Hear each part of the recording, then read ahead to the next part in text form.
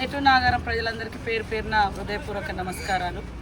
ఈరోజు ఒక మైనర్ బాలిక గురించి కొన్ని పత్రికలు, కొంతమంది వ్యక్తులు ముఖ్యంగా తప్పుడు సమాచారాన్ని ప్రచారం చేశారు.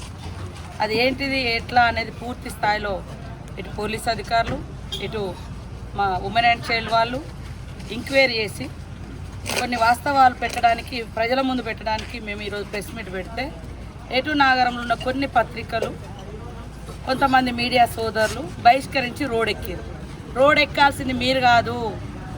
ఈరోజు మీరు కాంగ్రెస్ మహిళా నాయకురాలు కొడుకు అన్నారు, మేము ఎక్కాలి.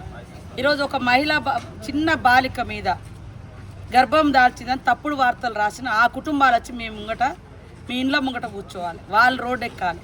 తప్పుడు వార్తలు స్ప్రెడ్ చేయడం కాకుండా ఇంకా గొప్ప ఏదో చేసినామని రోడ్ ఎక్కి ధర్నాలు చేసి కాంగ్రెస్ వాళ్ళు ఏదో బెదిరించారో, ఏం బెదిరించారో వాస్తవాలు తీసుకొని రండి.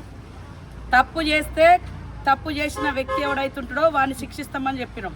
తప్పుడు వార్తలు కూడా స్ప్రెడ్ చేసి ఈరోజు ఒక మహిళ, ఒక బాలిక, మైనర్ బాలిక జీవితంతో చెలగాటాలు ఆడడమే కాకుండా ఈరోజు మీరు ఒక పార్టీకి తొత్తులుగా మారి తప్పుడు ప్రచారాలు చేసి కాంగ్రెస్ను బదనాం చేస్తే మీరు రాజకీయంగా రండి, కానీ ఒక మైనర్ బాలికను ఈ వివాదాల్లోకి లాగి ఆ కుటుంబానికి మానసిక క్షోభను చేయడమే కాకుండా ఇవాళ రోడెక్కి మేము సీతక్క ప్రెస్ మీట్ను బహిష్కరించడం అని చెప్పుకోవడం గొప్పతనమా? ఎందుకు బహిష్కరించారు? మీ దగ్గర ఏమి ఆధారాలు ఉంటే నన్ను వచ్చి నిలదీయాలి కదా. మీ కాంగ్రెస్ లీడర్ తప్పు చేసిండు, లేదా మైనర్ బాలికకు అన్యాయం జరిగింది, ఎందుకు నువ్వు స్పందించమని అడగకుండా రోడ్ ఎందుకు ఎక్కిరా మీరు? ఏటూరు నాగారం ప్రజలు ఆలోచించాలి. అన్ని పత్రికల యాజమాన్యాలకు కూడా లెటర్లు రాస్తాం.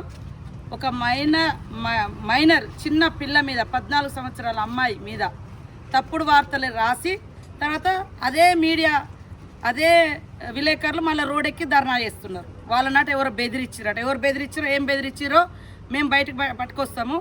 మరి మీరు కూడా ఆ అమ్మాయి కుటుంబాన్ని ఎంత మానసిక క్షోభకు గురి చేసిరో మీరు వచ్చి ఫస్ట్ బయటకు వచ్చి పోలీస్ స్టేషన్లో మీ దగ్గర ఎవిడెన్స్ ఏందో చెప్పండి అని మేము డిమాండ్ చేస్తూ ఉన్నాం.